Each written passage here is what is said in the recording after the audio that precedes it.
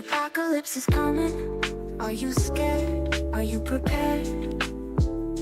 The masses are running frantically, running from their fears, running with their tears. Hello. Good morning. Welcome to another episode of War and Comics, the 10th episode. Got a lot to talk about. I'm your host, Felix, author of World Without Superheroes and Bronx Heroes. If you haven't read these books, what are you waiting for? It's been 15 years since they come out. We also got one of our later issues where we're finishing up the series, number 6. We have 7 and 8. So we got a lot of different stuff over here.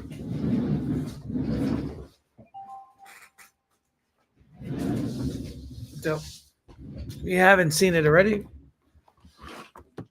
we already started with volume 2s of our book. So this is volume 2 of Black Power, number 1, right? New series of World Without Superheroes, 7 and 8. And today we're going to cover a lot of stuff. A lot of shit's going on in the world. But briefly, I wanted to start out with this.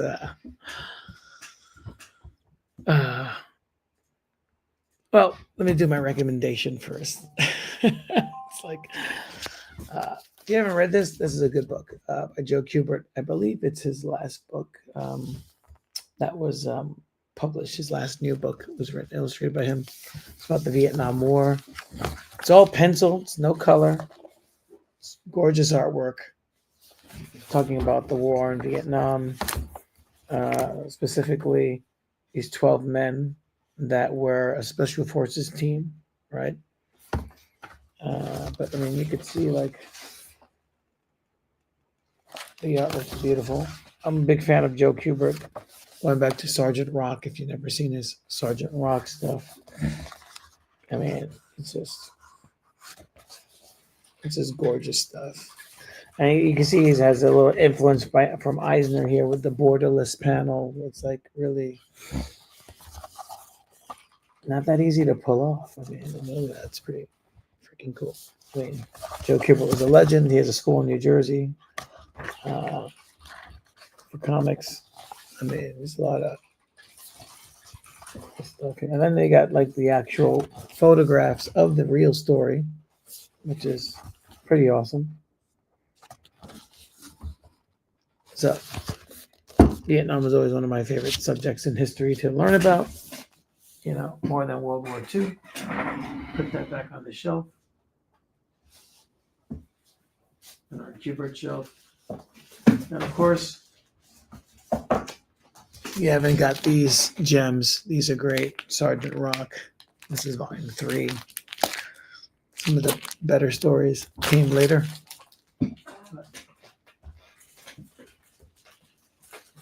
All good stuff. So, a lot of stuff is going on. And while we wait for Miguel to jump on in, remember we have a 6-hour difference.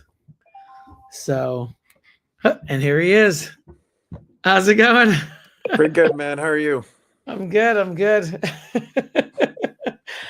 I was just talking about that Sergeant Rock book, Sergeant Rock, Joe Kubert, and this book here that he that he wrote, which is really good.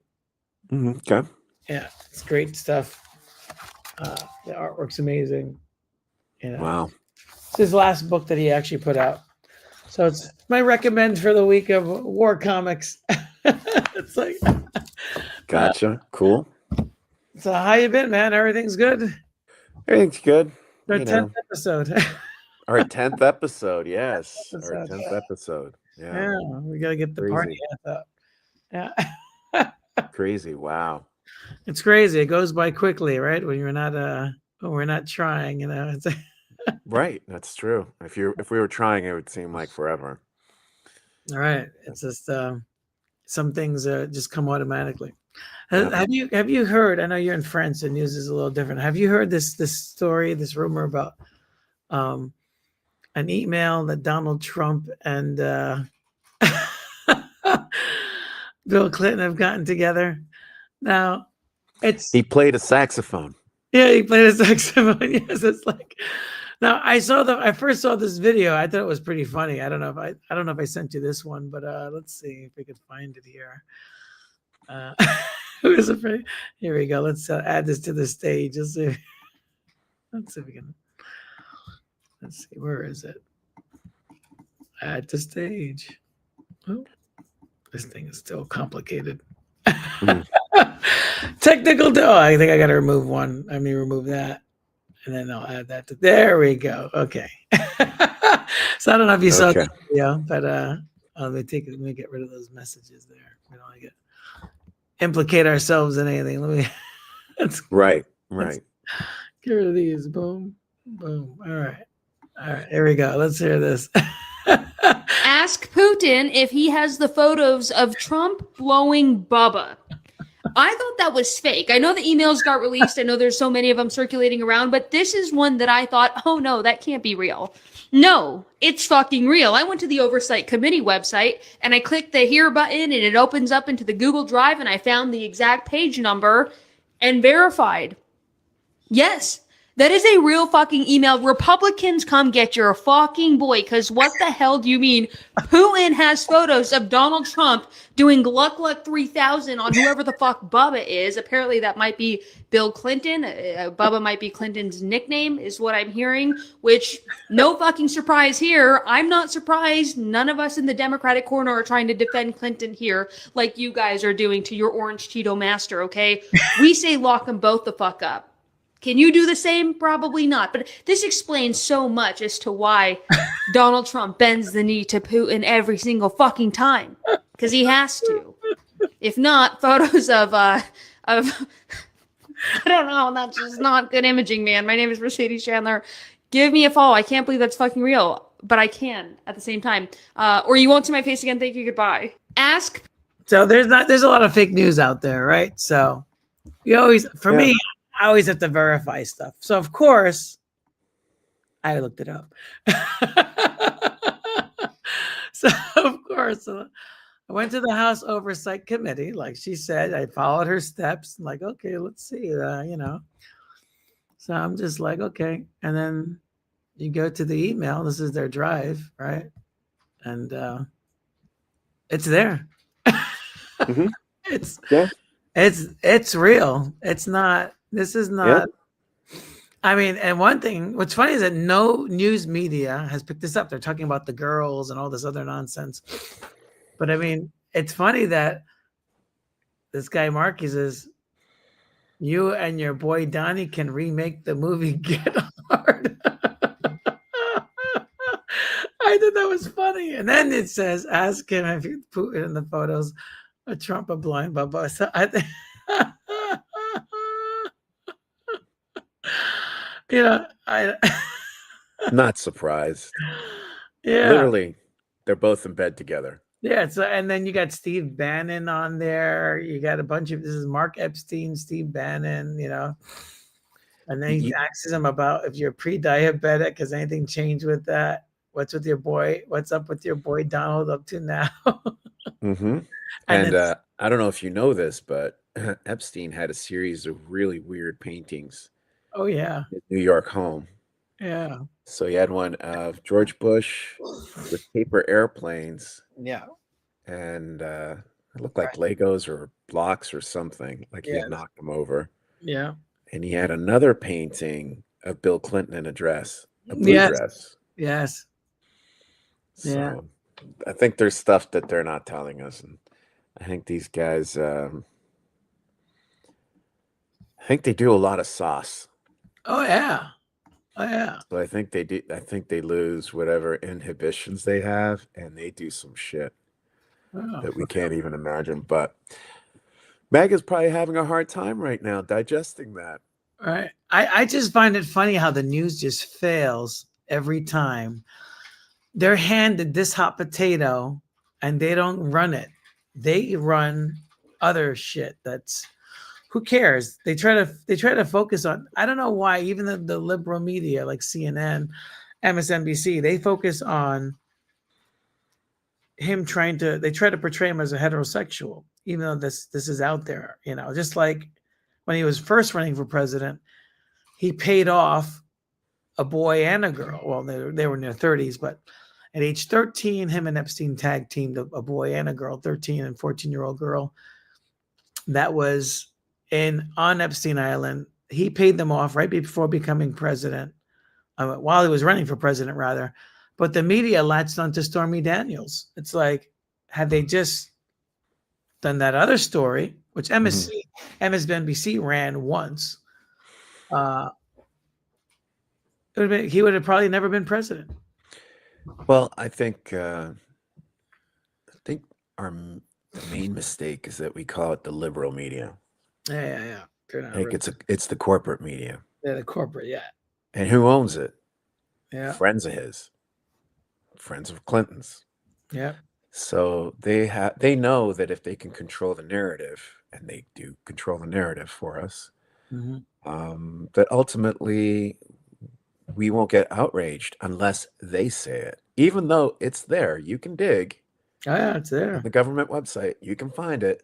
Yeah. But I could tell you that's the difference between going on Twitter and going on Facebook.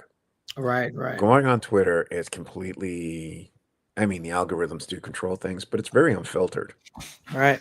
In terms of the shit you can find there. A lot of bullshit, yeah. A lot of stuff that's true. And we have to be adults enough to sort of filter through the bullshit to verify things like you just did. Yeah, exactly. But there's things that just don't make it to Facebook. Because I think Facebook is more like our age group and up. Yeah. Yes. And so the older people, that includes us, rely on legacy media. Yes. If they don't hear from legacy media, they don't believe it. Right. The younger generation doesn't give a shit about legacy media. No, exactly. Right? I think that's where Gen X sort of falls in a weird position, because you and I are Gen X. Yeah. Where some of us can fall with the younger generation. Yeah. Into the same, and some of us fall into the older, who we call the boomer generation. Yes. And sometimes it's sort of a mixed bag for many of us too, right? There's things that believe and don't believe. So, there's a lot of shit that they've been doing that, I don't know. Yeah. Really disgusting things, but they've gotten away with it. Yeah. Like the shock that Bill Cosby was doing what he was doing when he had whole gags. Right. Oops. Sorry, they had whole gags. Oops. About, he had whole gags about the Spanish fly. You remember that? Yeah. Tons. So it wasn't like it was out of the ordinary. He wasn't hiding it. He wasn't at all. Right. So here we are now, though, with all this. The very wealthy. There's two types of justice. We don't like to admit it, but there's the one for the very wealthy, and then there's the one for the rest of us. Right. Yeah, you got one guy like shoots somebody on the street, he goes to jail, does 25 to life.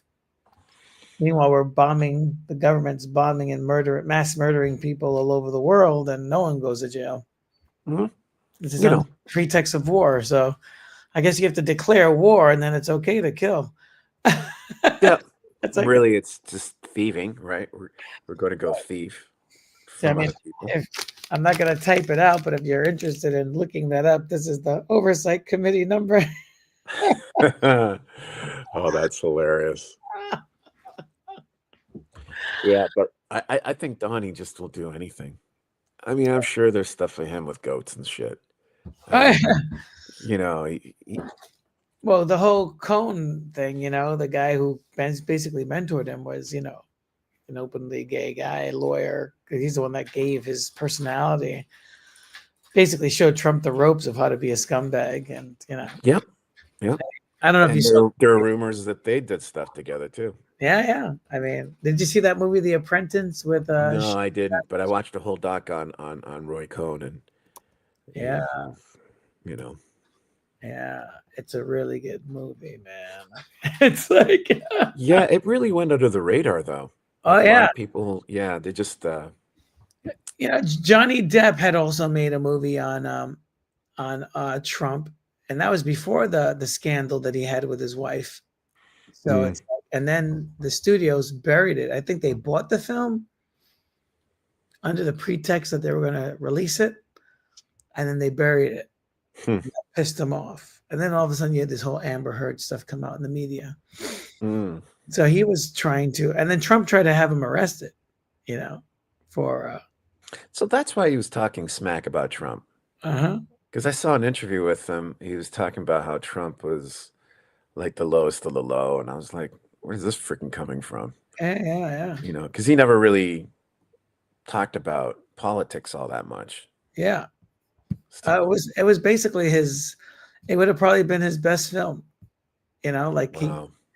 I mean, he had released some footage about it, but now it's buried. You can't find it anywhere. But I mean, this is The Apprentice here. If you haven't seen it, this is the movie with Sebastian Shaw. I highly recommend it. You check that out. It's a good film. It's like, Yeah. you And know. he didn't get along with Leona Helmsley. Oh, really? There is a story where they were at one of these dinners that these property owners have or whatever rich people do. Mm-hmm.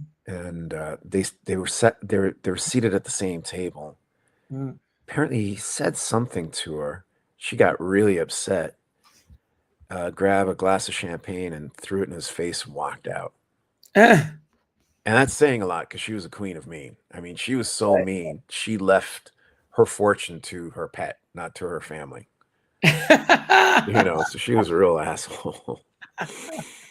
So yeah, lets you know how if he Who's can in get charge under of her the chat? skin. Who's under the chat?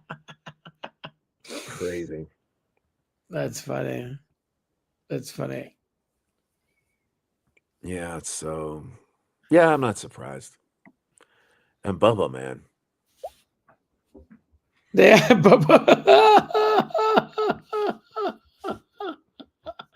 somebody actually interviewed Clinton and asked him, "What do you think about these videos?" And his response was fucking priceless. He just gave a smile, like kind of confirming, yeah, it happened.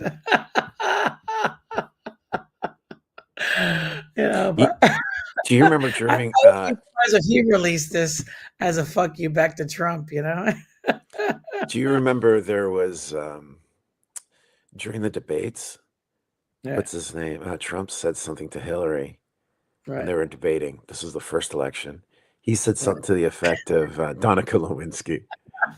He said to her, why should anyone vote for you when you can't even satisfy your own man? Right. And I'm Right. like, that takes such a different context now. Right, You know, right. I'm It's like, like, damn. yeah. Just crazy. Just crazy. It's totally crazy. The world, we're in crazy town, New York, we're celebrating Mondani. Some people are running for the hills, but it's I think he'll just be regular run of the mill. He's yeah, already kept a lot of people on that he said he would get rid of. I think right. he's just, He hasn't. yeah. He's not going to be some raging Stalinist or something crazy that Well, the people. thing is, I think that with Obama too, Obama made all these promises, and then his hair turned white. Yeah.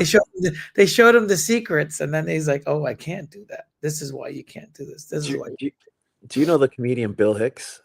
Oh yeah, Bill. Yeah. Bill Hicks. So he had my favorite bit was the grassy knoll Yeah. where the one I'm talking about, the skit where he's talking about. So, I think every president walks into this room and where all the top corporate scumbags are sitting there. And they're like, so what's your agenda? Well, I'm going to do this, I'm going to do that. It's like, oh, okay, hold on, just sit down.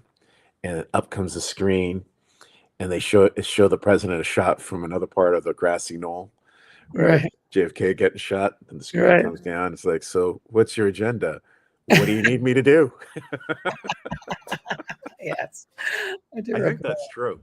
that. I Yeah. think he nailed something there that was on the money. Oh, yeah.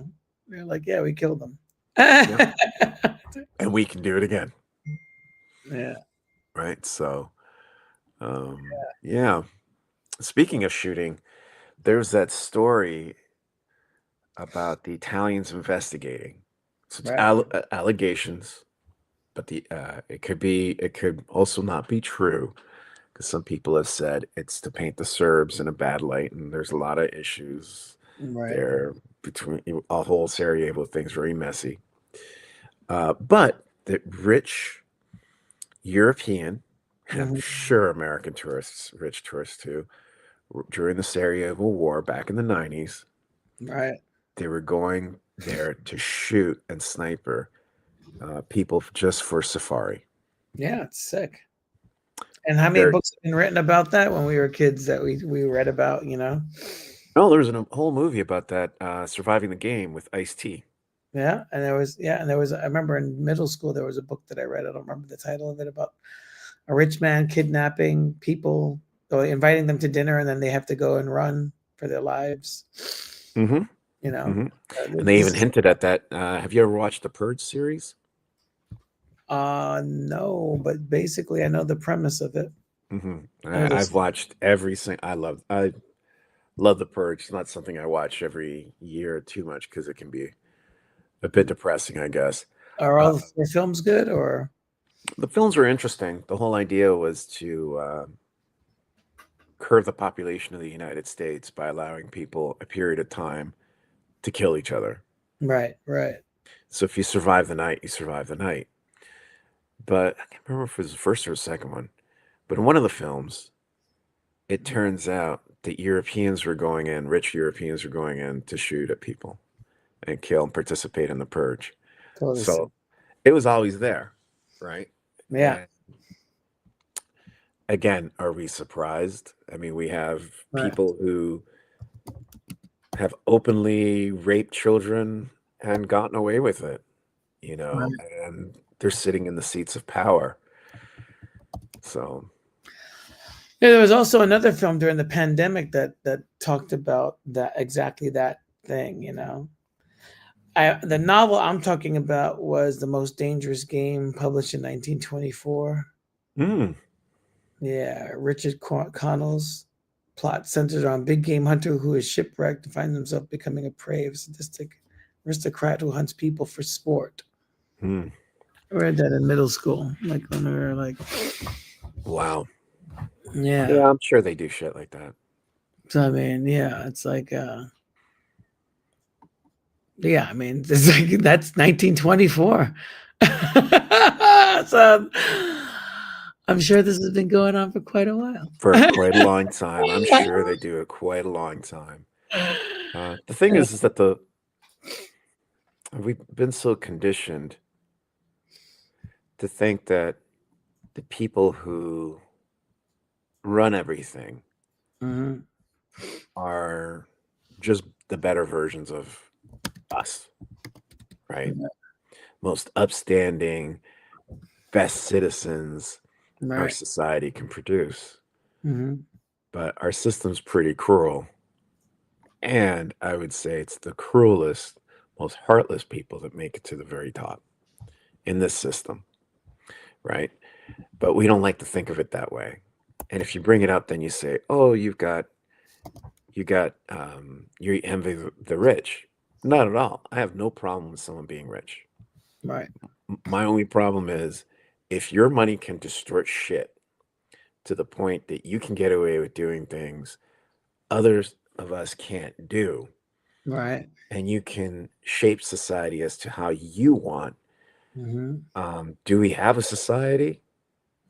Or are we just like some feudal system? Right.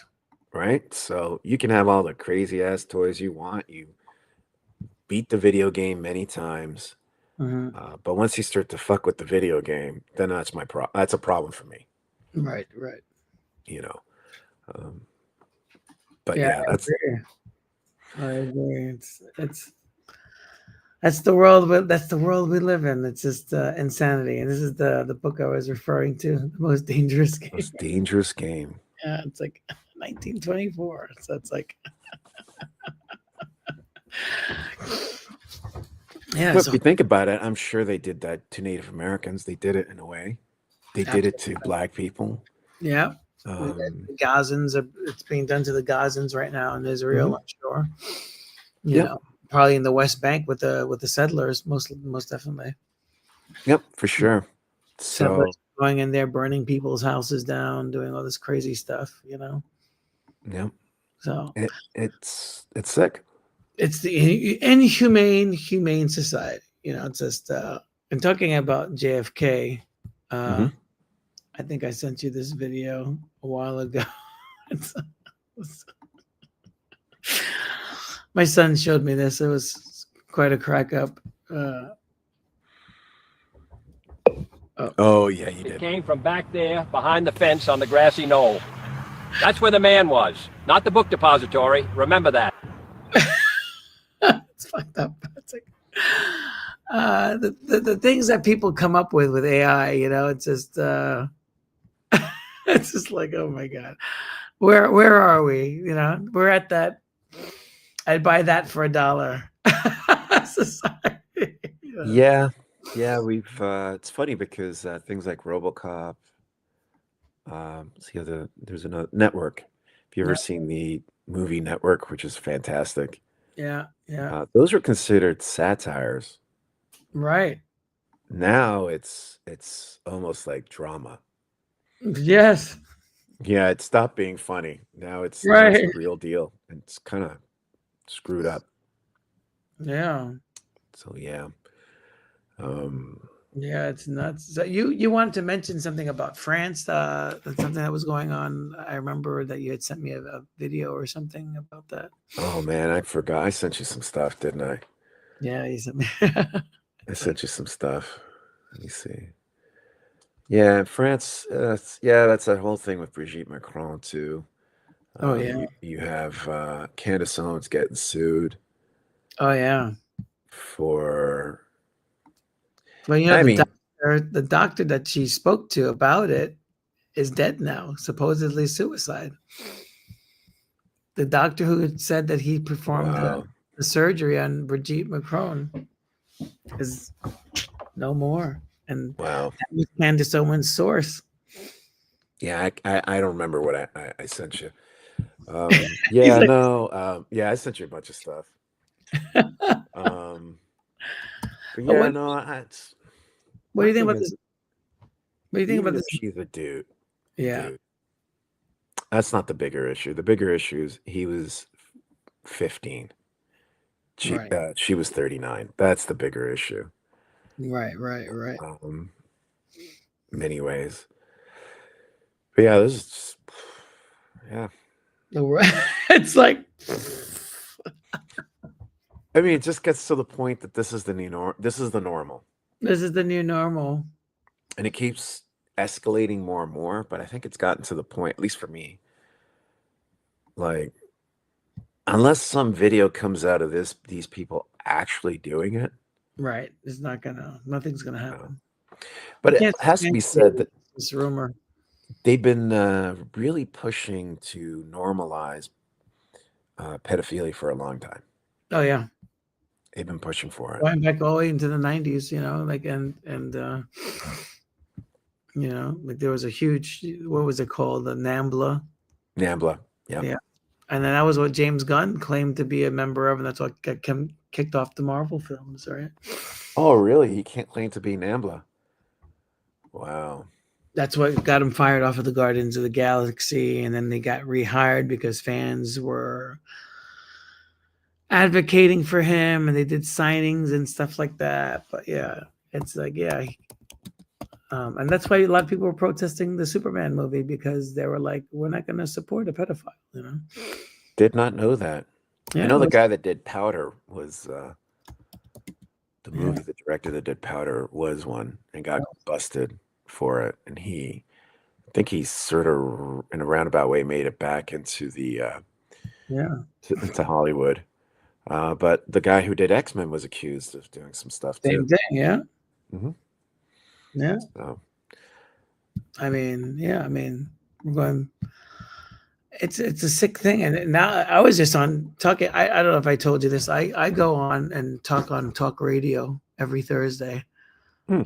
here in New York. It's a Mhm. WBAI. I'm just a caller calling in, but I always bring up a question and then they kind of run with it, or I make a comment and they run with Right. it.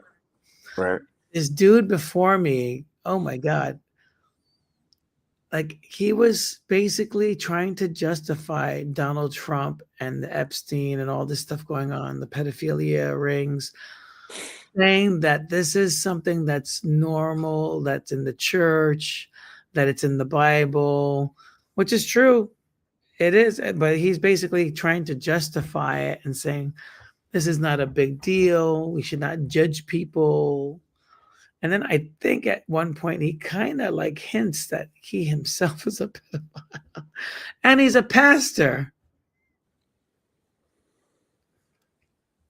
So it's like his name was Ron. And then I go on after, and I'm just like, this is exactly the problem why we need separation of church and state. I'm like, these guys trying to justify it and use religion to justify their bad behavior. Well, it's been like that forever and a day when it comes Yeah. to religion, you know. Yeah. Unfortunately, it should be something where it encourages you to be charitable, not Right. to be try to get your own way, Right, know, exactly. try to help people out, and Right. uh, It's this guy with his Guardian of the Galaxy tweets. Yeah. Yeah, they should be charitable. yeah, Uh, think of your fellow human being. That's what it right. should be all about. But instead, it's a control, a form of control. Yeah, it's pretty sick. But I mean, yeah.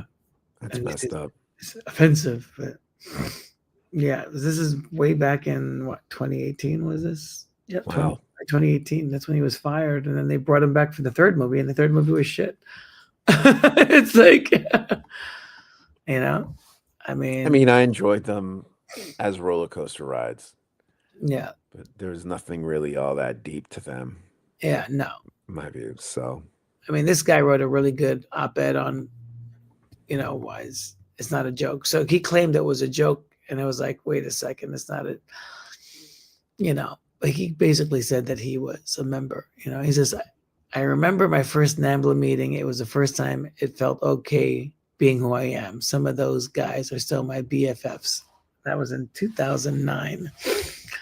That tweet was made, right? And then he wrote, I like it when little boys touch me in a silly place. Shush, April 5th, 2009. So these are old tweets that came up in 2018. so when is Oprah doing Finding Guardians of the Galaxy or Finding Epstein? She's good friends with Trump, right? Right, exactly. Yet she had to go after a guy who's been dead for like 10 years. Exactly. Who fought tooth and nail to prove that he wasn't. Right. I mean, Michael was a weird dude in so many ways, but he didn't have a normal life anyway. Right. But he actually sued, I think, one of the writers who was trying to attach him to NAMBLA. He sued that guy. So, and it was proven too that Weinstein, whenever some story was going to crack about him, right, he had friends at the tabloids. He would ask them to sort of cook up some new story on Michael to sort of use as a smokescreen. Right. And actually, Candace Owens, which I'm not a big fan of, but she's becoming more and more interesting, made commentary about this about on Michael Jackson's birthday. Yeah. So she actually brought up and basically proved that Michael Jackson was not a pedophile. And under 60 seconds, there was a recording of the guy who made the first accusation, saying that he was dad. Yeah, the guy's dad, and basically, and it was a voice recording. The guy's friend was recording him, basically saying that this is BS. The guy was admitting it was BS, but he basically he was doing it to not hurt Michael Jackson. He was doing it to hurt his wife because his wife was letting Michael Jackson. He was kind of upset that the wife that he was divorced from was bringing the kid over there and spending. He was able to see his kid, so he basically was trying to defame. He was just an angry guy trying to defame everybody. And he's actually, if I remember correctly, the guy that wrote Men in Tights. Yeah. And was trying to get Michael to dump a bunch of money into that as well too. Yeah, very scummy. Yeah, the guy was trying to blackmail him. So I mean, if you see, she basically episode 55 of Candace Owens talks about Michael Jackson. Well, Michael Jackson fans, I could tell you. Yeah. I remember when Leaving Neverland came out. Mm-hmm. I would never want to mess with Michael Jackson fans on Facts because they came out like there's a whole Michael Jackson podcast and a whole MJ Truth movement, which was wild. All the stuff that Candace used was just a small snippet of all the stuff they had. And I mean, his music is more popular than ever. Right. Exactly. But he's been dead for a long time. Now, the funny thing is, and I mean funny, not like haha, but strange. And it should let us think about it. Ironic, It is that now that we see that Epstein, Trump, Weinstein, all these guys were doing this, but they made it seem like, oh, look at Michael Jackson. He's this. Right. And there was this big media blitz. The fact that we're not seeing a media blitz lets you know who's really running the show. Yeah, it's Frankenstein. Frankenstein. Exactly, Frankenstein. So Frankenstein. It's like Frankenstein. Frankenstein. Speaking of which, have you seen that? Yes. Have you seen Del Toro's Frankenstein? I saw a few minutes of it on bootleg, but it was in Italian. Oh. A friend of mine, he went to the theater to see it. It was in the theater this past week, but he went when I was at work, so I couldn't go. But they were playing. Excellent job. Yeah. Excellent job by Del Toro. I think it's my first favorite Frankenstein is always going to be Young Frankenstein. Oh yeah. No getting around that. It's my number 2. I think he did a really good job of getting the closest to the book I've seen, in my view. Right. And you could tell that he was also sort of a tip of the hat to Bernie Wrightson. It's Frankenstein. Yeah. Much more moody and thoughtful of the monster. Really, the monster's the doctor, but anyway. Right, exactly. I mean, and that's like an allegory basically about human society, right? And how we treat people, how we try to control things, how we try to become gods, right? But my favorite always was, I don't know who wrote this story, but unless it was just Hollywood, but The Bride of Frankenstein, I always thought was a superior movie than Frankenstein. I don't know. Was that a book as well, or was that just a movie? I think it was just the movie because in the book, he does want a bride, but things don't work out. Right. Actually, that's something that they didn't really go too much into in this movie. In the other one, he tries. If I remember correctly, the book he tries. I've seen so many different Frankensteins. I read the book, but oftentimes things just blend after a while, right? Right. When you have too much of the lore. But yeah, I think it was just a Hollywood film. It wasn't Mary Shelley who wrote that. Yeah, definitely. Yeah. Yeah. I love the book, but I think cinematically, I thought the movie was, well, it's years later, but I always thought that was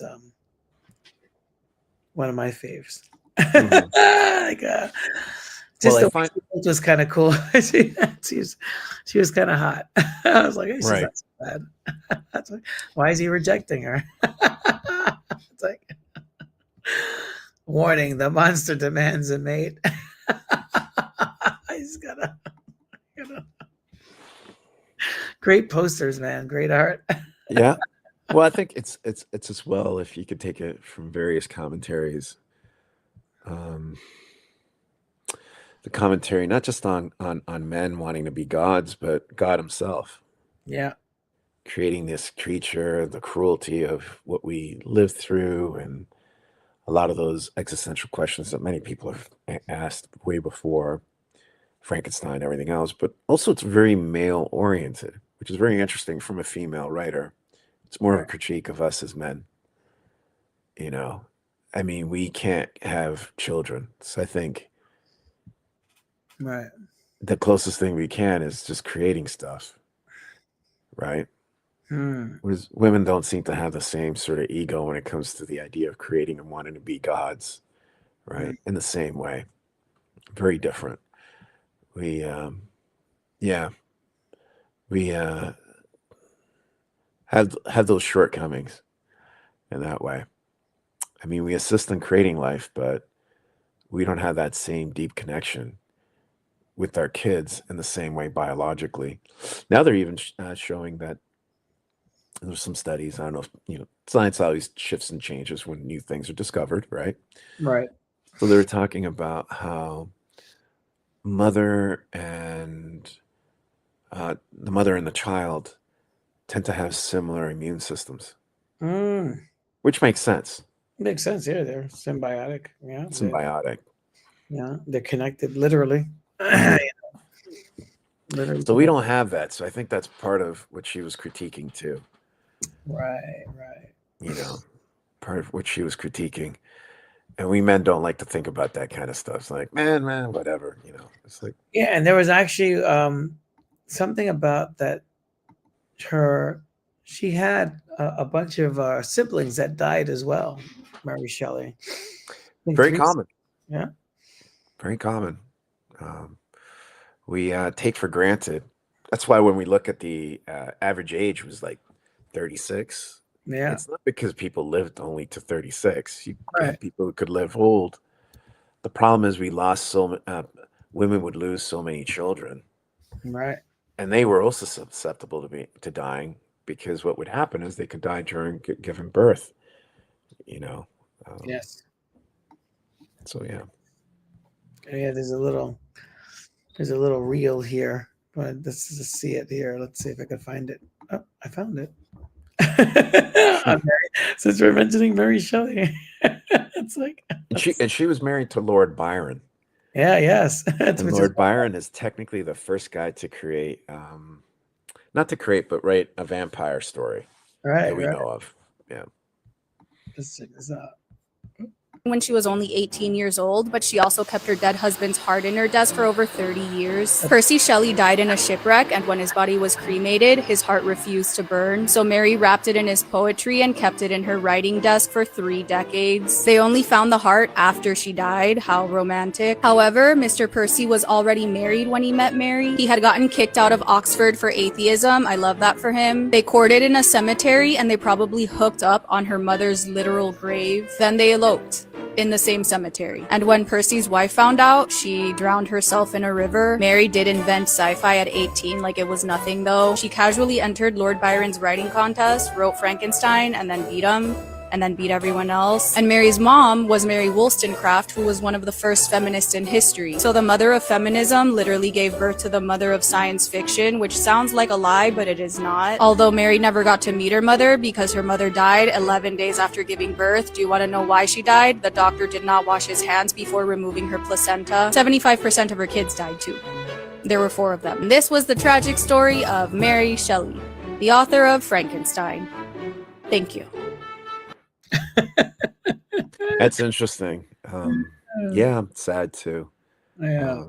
But it's interesting that we Westerners always tend to think of the mother or father of science fiction because you can go back to the ancient Greeks or the ancient Egyptians. If I remember correctly, Horus loses an eye in a fight with Set. Right. So the goddess Isis creates artificial eye for him. Right. Hephaestus would create mechanical men and people. I mean, Those That are all sci-fi. that's all sci-fi. I think it's been with us.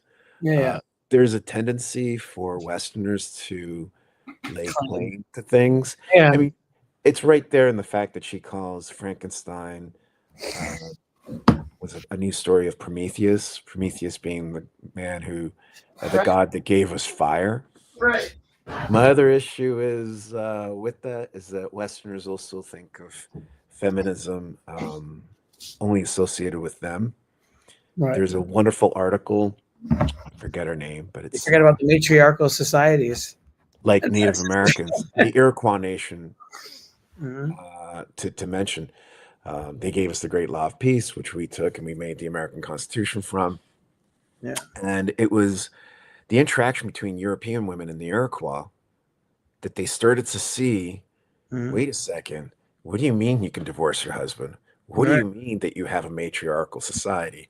right, That inspired what we today know as feminism. right. But because that isn't White. a white, Let's um, put it out there. It's not white. it's not white, It's not white. it's not acknowledged. Right. And it's really sad because, and I don't want to be mean, and I'm going to be, so be it.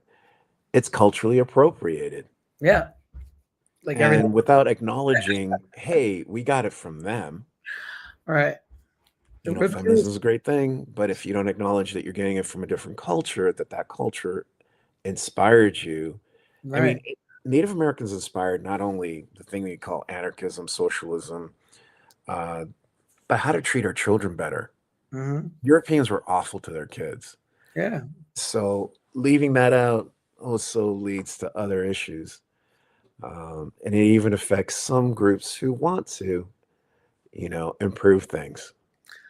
Right. And I think also it's like, you talk about Europeans being mean to their kids. It's like, you think about the doctors that told you, like, oh, your kid has to be in a separate room and all that. These guys are like fucked up dudes. They're like not good people. And then Yeah. people have adopted that, like, oh no, let the baby cry. Don't pick up the baby. Don't spoil the kid. These are things that have been going on culturally in our society, but we never question who said that. With this doctor, what was he? What kind of person was he? Was he a good person? I mean, people like to point to Freud all the time and about the lecture complex and all, and all these things, but the guy was a pedophile. Oedipus. Yeah, exactly. It's like Mhm. it's like you're getting information and taking leads from someone that like thought it was okay to sleep with children. It's like, Yeah, and it's interesting because I'm definitely much more of a Jungian. I like Carl Jung much more Yeah. fascinating and interesting. I Yeah. found Freud always dropped everything to people's groins. Right. Maybe there's some element of truth to it, but I think that's not all the truth. Yeah, it's like it's a lot of truth pointing to his creepy habits. It's like And projecting, and projecting, projecting, yes, and projecting. But what's also very interesting is that not all cultures are, and this is something that we tend to sort of think because as Westerners, we sort of think everything's defaulted to us. Like there's an evolutionary scale and we're at the top. right. I think that's very flawed because Mhm. I think cultures are just different. So there's years ago, I read a book by a Japanese Jungian. Mm. His name was, oh gosh, Suzuki, something or the other. But it was fantastic because he's considered the father of Japanese Jungianism. And he was saying that all these issues that are usually attributed to the masculine versus feminine are a little bit inverted in Japan. Right. Because he was pointing out in Japan, they have a goddess. The sun is a goddess, which is really unusual. It's a very male oriented society, don't get me wrong. Yeah. But the emperor is beneath the goddess. Right. So he was saying that psychology is just a little bit different. So things play out a little differently. And he was giving great examples. He also had a very interesting take on it where Europeans always look to the forests in their fairy tales. Right. That's where the evil is. Right. Native Americans, he was pointing out, want to go back to being with nature. But Right. for Japanese, they understand they can't go back to nature, but they got to work with nature. So they sort of fall in between. And ever since reading that book, it got me thinking how important culture is as a type of operating system, Right. right? We kind of think everybody's got the same operating system, Windows. No, maybe someone's got Linux, right? So um, it's all very important in many ways. Yeah. So, Yeah. I mean, so it yeah. speaks a lot about ourselves as a culture and as a people as well. hmm You know? Yeah. In a lot of ways, Americans have tunnel vision, right? So we have this. Well, I would say that isn't just Americans. It's also just Europeans, Westerners. Yeah, just major tunnel vision, and it's just like, wow, the world does not revolve around us, even though we like to think so, you know? Well, the thing is as you travel, you start to see our influence around the world. Yes. And you start to understand why we think that. Mm-hmm. Like when I moved to Spain years ago from New York to Spain, the creepiest thing was seeing, I think number 24 in New York City, I think it was the Disney Channel. Mm. I got to Spain, it was the exact same number. Really? Channel. And I was just like, What the hell? are you guys like trying to standardize this shit? Because that's not done by it's not done by accident, right? Right, exactly. Then you start to see other things like, Netflix, which actually I have to say I don't mind Netflix all that much because I love Korean dramas and films and stuff. I rarely watch any American stuff. It's mostly Spanish, from other countries. Right. But the fact that we have such a huge international footprint Mm-hmm. and then the local markets don't have it, it's a form of colonialism. Right. Right. And that's a problem. In my view, and the years in living in Europe and seeing that, and friends of mine who've asked me, oh, so what do you think of coming back? I would move back to Europe. I'm like, we're kind of like a colony. They're like, what? And I'm like, yeah, like, Yeah. you got McDonald's, Burger King, you got all this stuff. Superheroes they weren't super popular when I was young. Right. I mean, they're not super popular here either. If it wasn't for the movies, the comics, I wouldn't say they sell all that much. What sells more, particularly in Europe, is detective stories, fantasy, sci-fi. Mm. But that really gets squeezed to the side for our shit, Yes. And I can tell you that comics are definitely much better respected here in Europe, to the point that it's not unusual to be on the Paris metro and see giant ads for the latest graphic novel for whatever series that's coming out. I'd be hard pressed to find an ad on the New York City subway for the latest whatever comic book that's coming out. Right. Exactly. So, Yeah, when I grew up, I mean, superheroes were a main thing here, but I always liked like the Robert Crumb stuff, like the underground books. Daniel Clowes was one of my favorites, especially in college, like Eight Ball. He was really influential. I think that what's funny is that I ended up drawing superhero books, but it was almost like those guys like Crumb and Klaus, I did parodies. I was almost like I wanted to do parody of superhero. I guess I'm the Weird Al Yankovic of superhero books. It's like right. I want to make fun of them and then use history as irony,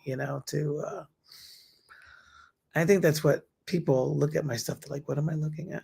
it's like I can relate. I wasn't so much into Crumb. Yeah. It's interesting, or too much of the underground stuff. I mean, I did like 8 Ball and all that stuff too. The Love and Rockets was pretty cool too. Rockets, yeah. But yeah, I got to a point where really what I wanted to do when I was young was to draw Spider-Man or Batman. Right? Yes. That was the dream. And Yes. then started realizing that it was very corporate, finding out stories about Jack Kirby and stuff. And I'm like, I don't know about that. Start to get heavily into a lot of Japanese stuff because I really love manga. I'm a big manga fan. Tezuka, primarily. And I really thought it was interesting how Tezuka would use philosophy in his comics. And a lot of his comics are fucking depressing. But they were like little novels. It's like, holy shit. But yeah, I understand the whole parody thing because I think it has to be parodied. Parodied. Term, word. Because I think the medium is more than just that. A lot more than just that. Unfortunately, I think it's suffering. I was seeing a whole diagram. I saw a video, had a diagram, didn't click on it because it looked like clickbait, but it had a pie chart of how much of the American comic book industry is manga, and how much of it is like DC and Marvel. And they're like, "How did it get to this?" Right. This stuff came out when my mom was young. My mother was born in the 20s. Wow.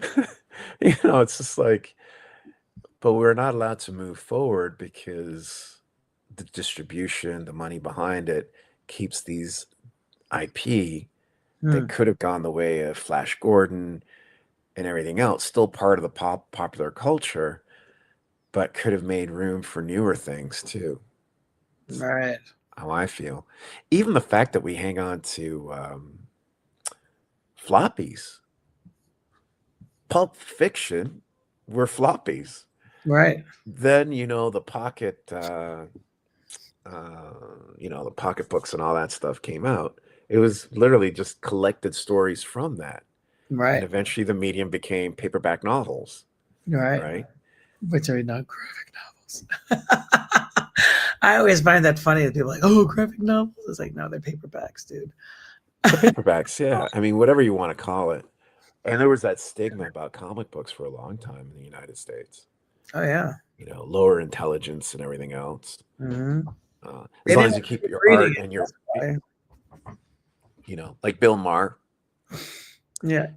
Cutting it up. And I'm like, Yeah, Bill Maher, I think, wanted to be a comic book artist. My friend Tom lives really? Yeah, he basically, there is some credited stuff for Bill Maher. It's a guy, Bill Maher, in the 70s, did some fanzine art and writing. And it may be the same Bill Maher.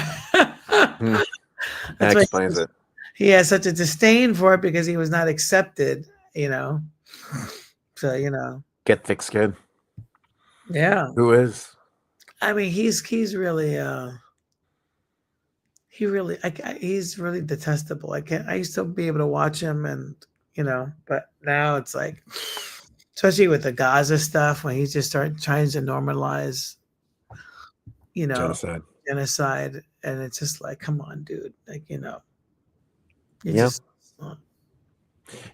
haven't been able to take him for 30 years. Yeah, pretty much since the first time I saw him, I didn't like him. I mean, I enjoyed some of his guests that would come on, but I always found that he was unnecessarily confrontational over stupid things. Right. I mean, like, really, I know you're trying to keep the conversation going, but I think you can probably come up with better things. And then after 9/11, the way he just became so openly anti-Islamic and the Islamophobia. Oh yeah. I'm like, if he was saying the same shit about black people, would I be putting up with it? Right. The exactly. answer is no. Right. So. Yeah. Yeah, he is contemptible. Yeah. And that's it too, right? It's like you change the person that he's talking about to something else, and is it acceptable? And the answer is no. So why are we allowed to do this? And it's Hollywood too, with all the movies where demonizing. You could go back all the way to like Back to the Future, where they're like You know, like With the Lebanese terrorists. right, the terrorists and like I'm like, what the hell are they doing in small town buttfuck nowhere? Like, right. It's like, come on now. So it's like, And what would they know about uranium? I mean, couldn't you just have chosen Russian guys? right. You know, I, It's been a uh, demonization of the Muslim religion, which is kind of ridiculous because they're all connected. I mean, you look at the roots of Christianity, Judaism, and and Muslims acknowledge Christ a prophet. as a prophet, where the Jews don't. But they're all interwoven religions. So I mean, the Christian Old Testament is part of the Torah, right? So Mhm. some books of it, and the Muslims recognize Jesus as a prophet. So it's like, what's the problem? Yeah, you just got an extra guy. That's all. Right? We just like to have enemies. Yeah. I don't know, and I mean this in general, what our culture would do without an enemy. Yeah. We had the Russians for a long time. Yeah. We try to go back to the Russians, And then we got him back. right? And Yeah. I don't The care one Haitian. way or the other about Putin, but Yeah. how they try to paint Russia as though it's communist, like the Kremlin stuff. It's just, the KGB. I'm like, They're it's not a even capitalist society right. They haven't been communists for a long time. for a long time. Now, it also has to be said that when the Soviet Union fell, I've talked to people who were Russian who lived through that period where it collapsed. Yes. They would say to me, we went from having our homes to all of a sudden everything was for sale. So once you start to put it into context, you understand why a Putin rises, Right. because it was like a mad dash. And who was also pushing for screwing them over financially instead of helping them was us. So in a roundabout way, I mean, there's videos of there's a video of Putin singing Blueberry Hill. Right. Which Really? is one of the most like what? We're gonna try to do the Chinese, but we can't because they make so much of their crap. Right. Um, it's just we're in a weird spot because Absolutely. I think we're being pushed to actually have to acknowledge ourselves, in my Right. view, and that's going to be hard. So I know a lot of people. Oh, Putin this, Putin that. Even the first video you showed, sure, there was Jeffrey Epstein's brother, but really, who has more of a handle on our country, Bibi or Putin? Right. Right? They're buddies. Oh, all of them are buddies. All of them are buddies. You remember during the Jerusalem Post and Haaretz during the embargo on Russia, where no trade's supposed to go with Russia, Israel turns around and sells weapons, American weapons, mind you, like 600 units of missiles and Hellfire missiles to Russia. It's like, Yep. Well, keep in mind, excuse me, a good deal of the Israelis aren't just American, but they're Right. Russian. yeah, So there's a deep connection between the two. And absolutely. that's a history that's not talked about. Yeah, And it's funny because we want to demonize, or our media wants us to demonize the Russians because of Putin. right. But if it was the other way around, would we be okay with being demonized because of Trump? Yeah, No, we wouldn't. We'd be like, no, I'm not that guy. right. So we want that sort of special nuance for us, but we're not affording it to the other people. Exactly. So Yeah. I mean, and every day there's just so much shit out there, right? I mean, we celebrate this guy Netanyahu, who's a war criminal in this country, that our government does at least. And then his own government's demonizing him and like basically oh, want to throw his ass in jail. It's Oh like, yeah. like they hate him with a deep passion. Like, Yeah. But he's not loved, you know. and the thing is, though, You know, this is the scary thing. If I was Israeli, I don't know how it survives without him. right? Because right from the very beginning, they did acknowledge, like a lot of the founders of Israel, who, by the way, were all atheists, Hmm. did acknowledge that they needed an external enemy. Right. And no one's done it better than him. I mean, he's been there easily since the 70s, 80s. Right. So I just don't know how they can hate him as much as they want. But on the other hand, and I think he knows you need me. Yeah. And that makes him hate it even more. You know? Right. It's not a good situation. No, it's not. It's bad. I mean, and we're still bombing people there. The bombing has never stopped. I mean, some of the things that I put to the side was there was this article about ICE deporting Native Indians. It's like, what the hell? I mean, Yeah. this is happening. First they're attacking, now they're attacking blacks, Mexicans, they're attacking all these people. I mean, it's just like that's why I had this image. Babylon the Great with the Lady of Liberty on there. It's like Right. it's like, I mean, that's basically where we're at, you know. Yeah. I mean, you know, it's like it's but like did we ever have Lady Liberty? nah. I mean, Was yeah, she ever really real? yeah, right. You know, Exactly. It's I think we just had the monster. No, I mean, and then there's this. It's like declassified files proving that Hitler was in Argentina, you know. interesting. You know, it's like with a photograph. So our entire, and this is July 26, 1963. I mean, our entire history is a fabrication, right down to Christopher Columbus. Well, it's all about getting people to do what you want, Right. right? So if you have a national legend, Yeah. you can use that legend to push people to go do horrible things. Right. You Exactly. know? So right now, I think what's happening with Gaza is that those who are paying attention, it's almost like this weird feedback, Oh yeah. like on a speaker. It's like, well, wait a second. I thought we were the good guys, and if we are, why are we letting those guys do what they're doing? And Right. you know, Check this out. This thing with Netanyahu, this lady. This is the actual courts here in Israel. I mean, this is like, let's see if I could.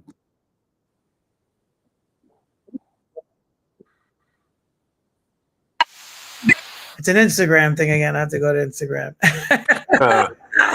right. I'm just like, I forget. I'm on Instagram these days more than anything, and then I just link it, share it on Facebook. Yeah. So here we go. שידעה המדינה קרה במשמרתך. גם אם אתה ישן עם מצפון נקי, לא נשכח לך, נזעק את ההפקרה, תקום ועדת חקירה ממלכתית. אני מאשימה אותך, בנימין נתניהו, במימון החמאס, בבניית הטרור, ועצימת העיניים האיום הקיומי עלינו, בהפקרת ביטחון המדינה כמדיניות. ביטחון הוא לא אינסטרומנט פוליטי, שמעת? הוא מעל הכל. אני מאשימה אותך, נתניהו, הפכת את הציבור העובד והמשרת לחמורו של משיח. יצרת את ברית ההשתמטות והסיפוח. גבורת הלוחמים נעלמה מעיניך, אבל לא מעינינו. היא האור שאיתו נבנה מחדש. אני מאשימה אותך, נתניהו, השחיתות האישית שלך הפכה למכת מדינה. כל מושחת הופך שותף. ככל שיש לך תיק יותר גדול על מישהו, הוא יותר נוח לך. משפט של איש אחד לקח מדינה שלמה כבת ערובה. אני מאשימה אותך, נתניהו, כי שכחת מה זה להיות יהודי. טראמפ החזיר חטופים במקומך, בזמן שאתה, בלי חשומה, התעסקת בלרתום אותו לחנינה. עשרות חטופים נרצחו ונהרגו בשבי, כשאתה לא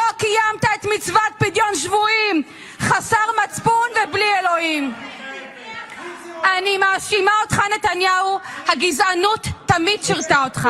קרעת אותנו מבפנים, הפכת חצי עם לאויב.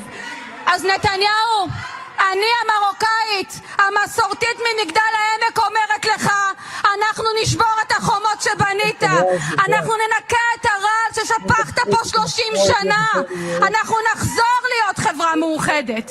אני מאשימה אותך, נתניהו, רוצחים פה אזרחים כאילו הם אבק אדם. משילות, עלק. כשהליכוד מתנהל כמו ארגון פשע, ארגוני הפשיעה מרים...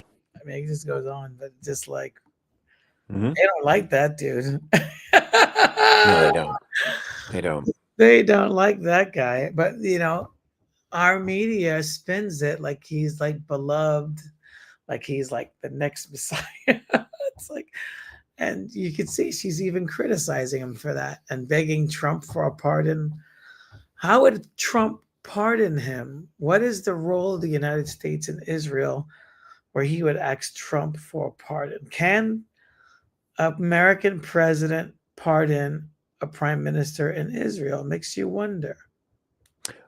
Well, I don't know about any sort of secret laws or anything that they might have, but he could threaten to cut funding. Right. And he's done that before. He did it to Brazil because Brazil was not funding, but he increased the tariffs on them because they're prosecuting his they prosecuted his buddy Bolsonaro for a very similar coup attempt in Brazil. So he might try to flex his muscles in that way. And God knows they depend on a lot of our weapons. So tons. Yeah. So that could be one way. And they sell a lot of them too. Oh yeah. Although after the whole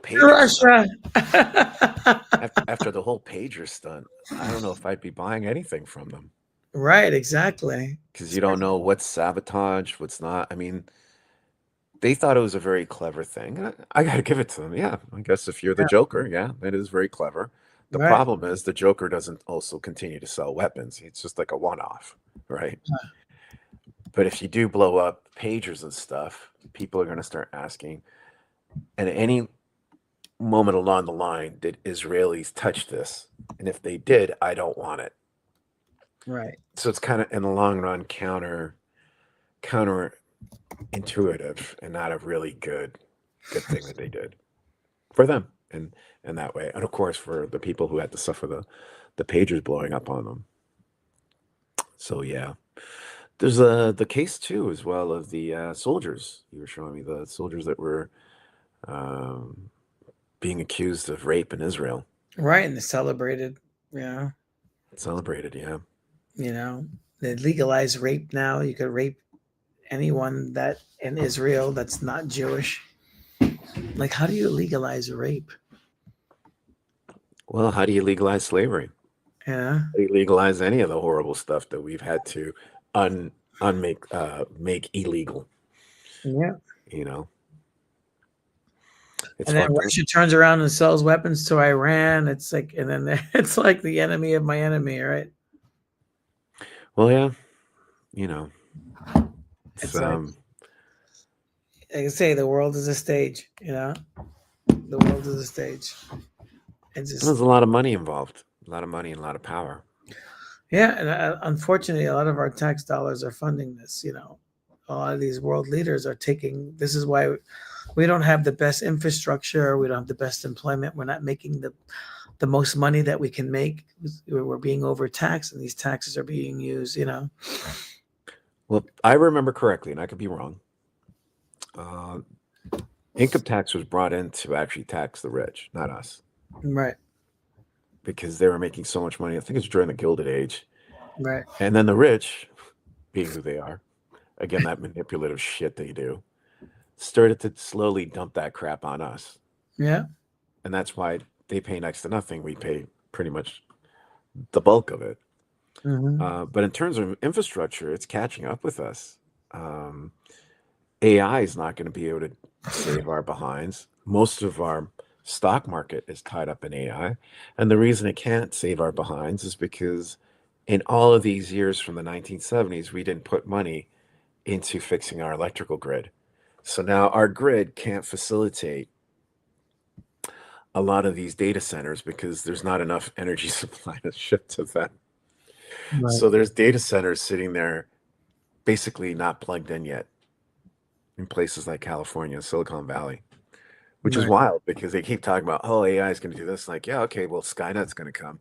But if it has no juice, it'll just be like a freaking hard drive that you can't use. Right.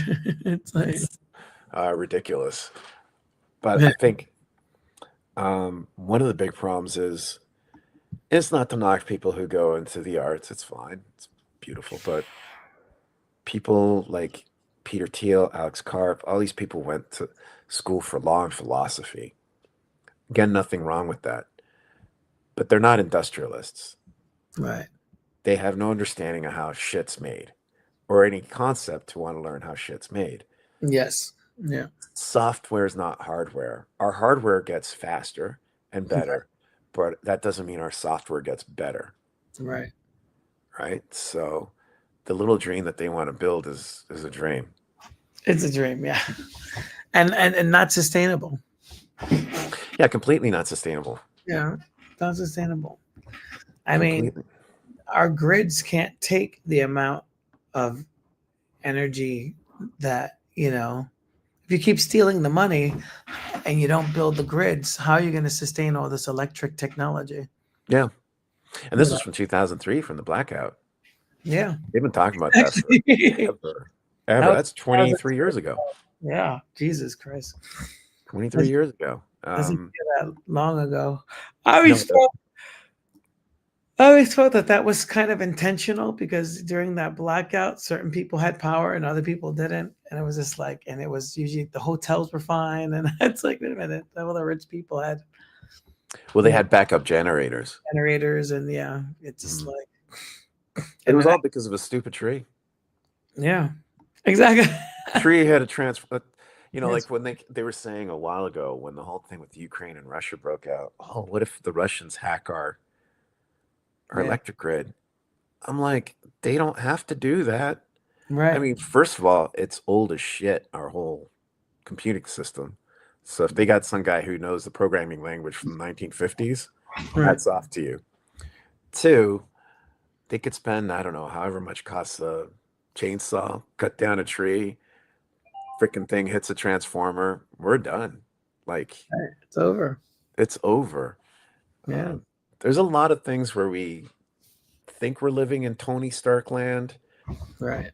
but we're on the brink of Mad Max land. Right.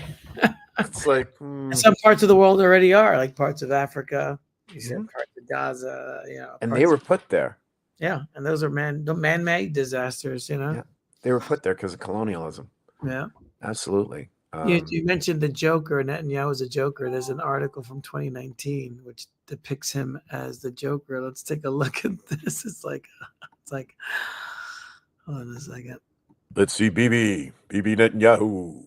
I was looking up the Bibi on Haaretz. Look at this.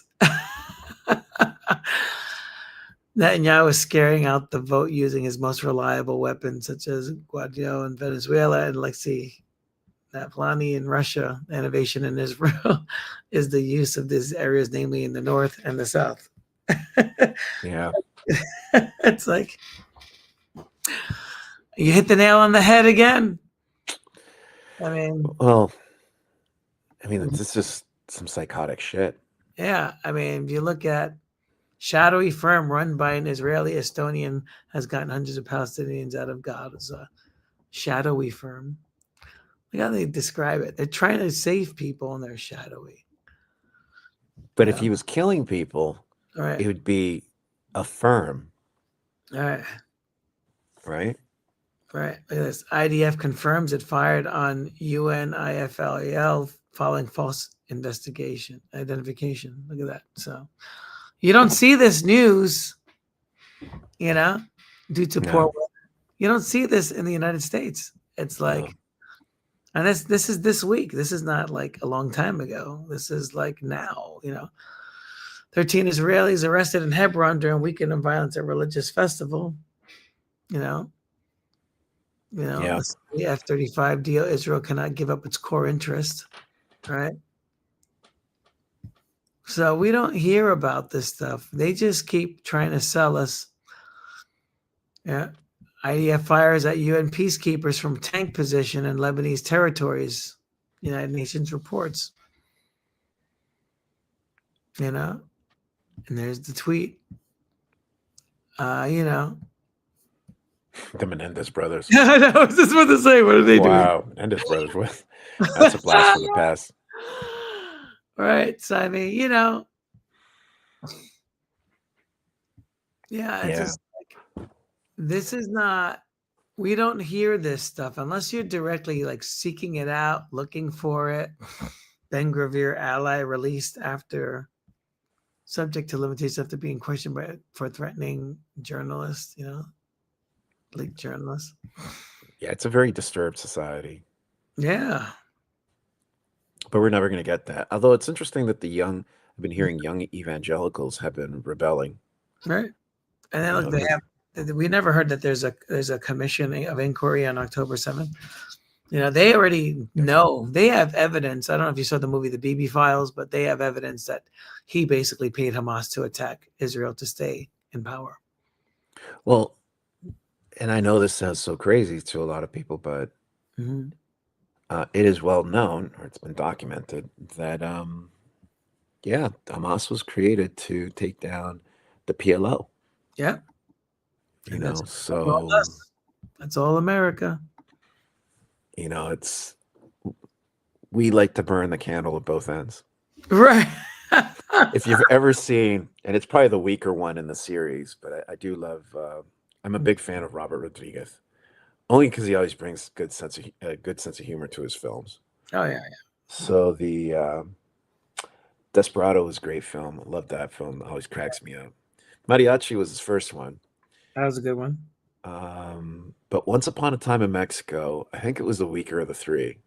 Yeah, it was. But it definitely brought up some things that made it worthwhile to go revisit every so often. And Johnny Depp's character is Agent Sands. Yeah. And he's like, if you want to win the game, you got to rig it. Right, exactly. And you walk around with his T-shirts that say CIA and stuff. And right. Probably one of Rodriguez's more honest films. Right. Not his best. Oh, wow. Yeah. Yeah. Yeah. I remember watching it and I was just like, oh, okay. But it was good. I mean, because that was like that was the third film that's supposed to follow up the mariachi. Desperado. Yeah. Desperado. Right. So yeah, I would say it was the weaker of the three, but it's still a good movie. I love Johnny Depp, so I think it was, But there were things that he said in it. I'm like, holy shit. Yeah, things that just stood out. Little hallmarks, yeah. Little tidbits as to how they screw over countries like Mexico and other places. Yes. One of my big issues, I think the reason is because when I was a teenager, I had a friend from El Salvador. He was actually from East LA. And he was from El Salvador, and he'd tell me a lot of the crap that happened in El Salvador. And it's right around the time the whole Gary Webb thing and all that stuff that was going on, right? And everyone's talking about the drugs coming in. Right. And so I always looked at Latin America very differently than a lot of people who just like, oh, why are all these immigrants coming in here? Right. They're coming in here because we're literally screwing up their countries by putting in dictators and shit. Yeah, we're making their countries unlivable. They're murdering people, and that's all the CIA. Yeah. Basically, that's why I could enjoy James Bond, but yeah, they become our labor force, Yeah. We need cheap labor. Bring them over. It's all by design. It's not an accident, That's why I was never really a 100% James Bond fan. Yeah. Because it's like, yeah, I guess if I sort of like check my brain out, I can do that. Right. Watch James Bond just for fun. Right. Yeah, but when you really think about it, what England did and now what we're doing, we're not the good guys. We're not the good guys, no. And it's like all these villains, these Bond villains that they have, it's almost like exactly how the media portrays the rest of the world. Meanwhile, But some people just that's prefer us. they prefer to be boobs, and it can't be boobs, you gotta, Yeah, you gotta. Yeah, you you gotta gotta. use our brains and not, Right. it's like, Yeah, yeah. But we're taught not to use our brains in many yeah, ways. exactly. Check Being in, check smart out. is the odd man out, right? I mean, from childhood, you got brainy Smurf. Don't be brainy Smurf, or No. if you grew up, if you were Urkel, you were ridiculed. If you're smart, you're ridiculed. You're stupid. I still hate to watch movies when they're making an explanation and then they have a character says, "Say it in English, speak in English." They are talking English. Shut the fuck up and listen. It's like when you say it in English, what are you trying to say? Like, I'm too stupid to understand what you're trying to say. Right, right. That is, I would say, a cultural difference between us and other countries. Right. And it can play in the negative on the other side too. But I do know, like I ask my kids all the time. So here in France, is it cool to be stupid? They're like, no. Right. It's actually cool to be smart, not to Right. be stupid. Right. Right. And I noticed that when I taught in Spain too, because I taught English as a second language there. But the other problem is then people might not try to answer questions because they're afraid they're going to be wrong. So you have the opposite effect, right? You're a failure. Yeah. So I had a lot of adults that I would teach English to who they knew their grammar, they knew everything. They were pretty good at that, but they couldn't speak well. Right. And to get them to go, okay, you're going to screw up. Just try it. They're like, oh, I don't know. So you get the opposite effect too with it, which is really fascinating, sort of finding a balance between being smart and being stupid and realizing that stupid is not something genetic. It's stupid is something that can be remedied. Right. It's something in flux. We're all, as my son used to say to me, Dad, we're all a little stupid. Yeah. I'm like, yeah, you know what? He's Yeah. right. He was about 5 when he used to tell me that. So Yeah. yeah. I have my moments, It's like it's like I have a lot of moments.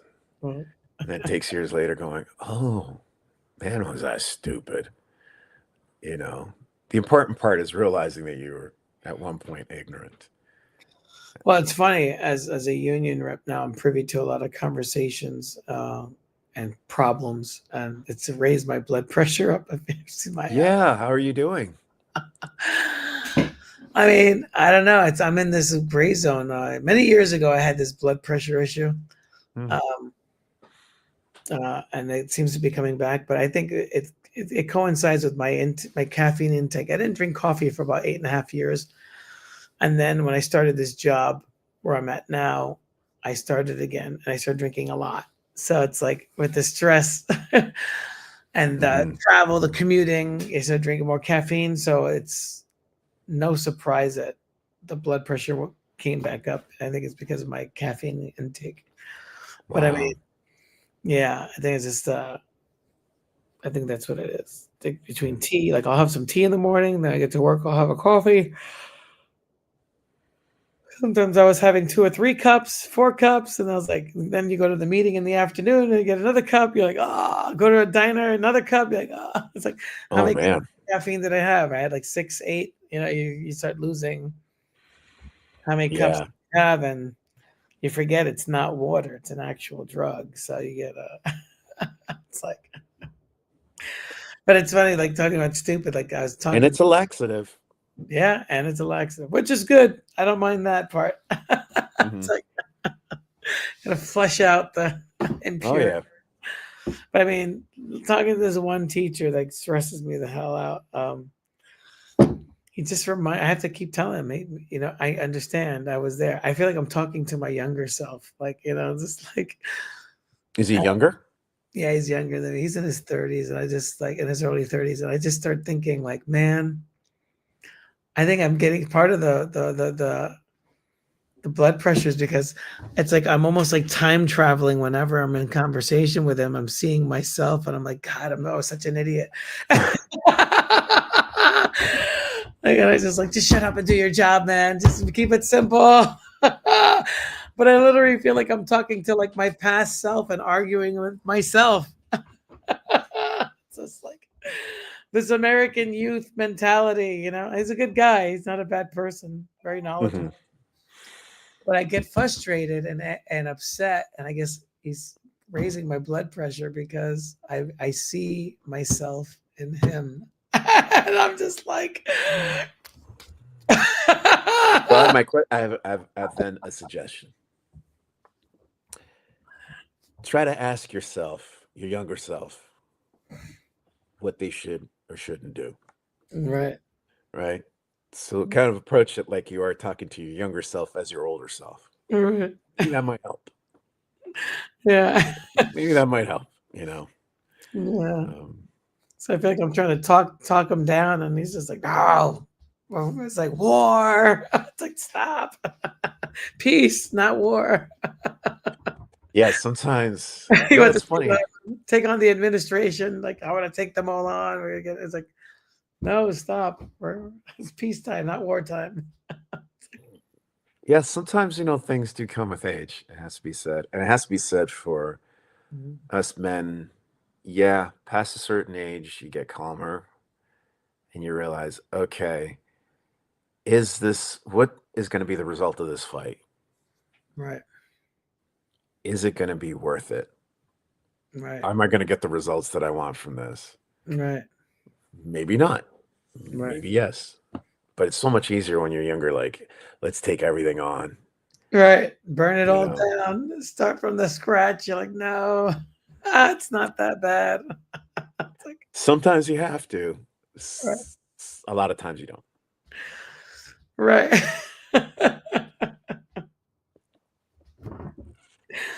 So I think this is our first milestone, right? We got our 10 episodes in. Where do you see us going by episode 20? Do you have a vision or a direction, or it's like we're kind of just haphazardly doing this? But it's like vision, direction. Well, yeah, I definitely see myself sharing more comic books because you've been doing that heavy lifting on that, and some stories too as well.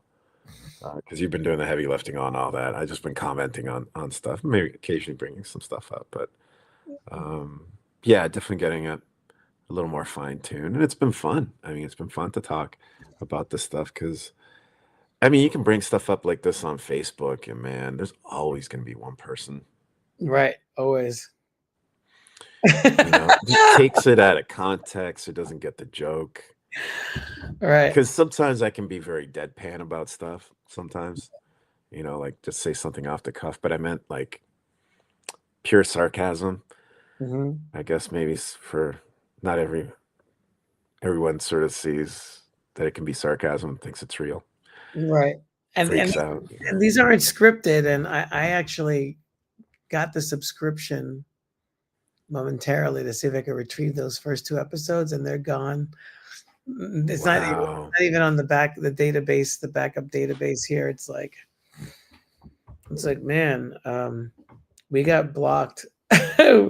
we took a deep dive into Israel and those 2 and Gaza, and they're scrubbed. There's no way to retrieve them.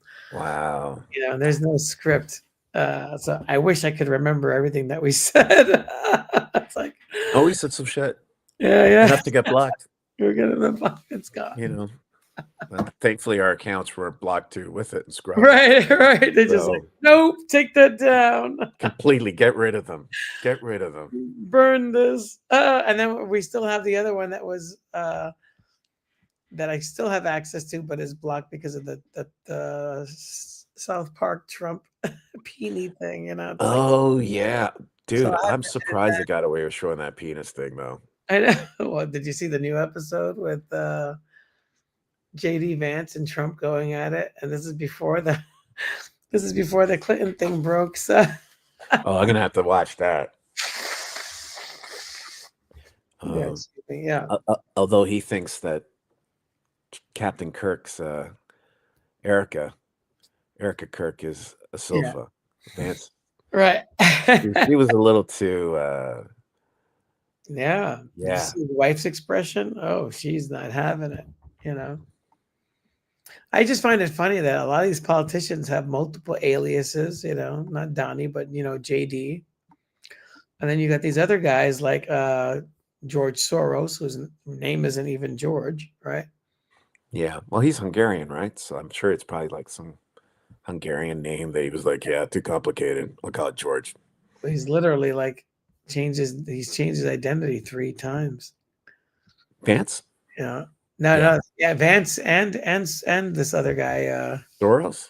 not Soros. Sorry, I'm thinking of not Soros. The other guy, the guy who was a Long Island, the Long Island guy that just was acquitted by Trump. He was just I forget his name now.